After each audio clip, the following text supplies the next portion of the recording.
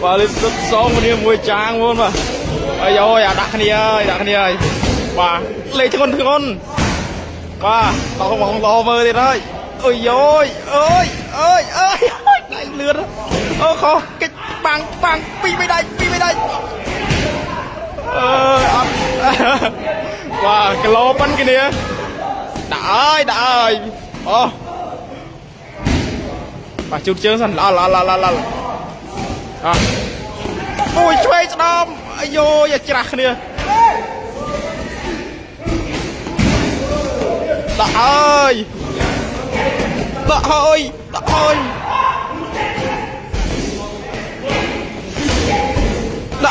bà mà thân mà đã ơi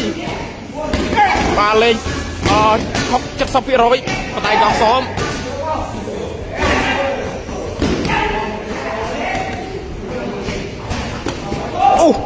đi đây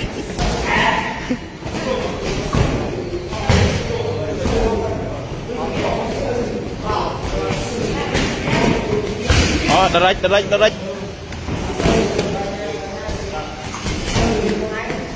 ôi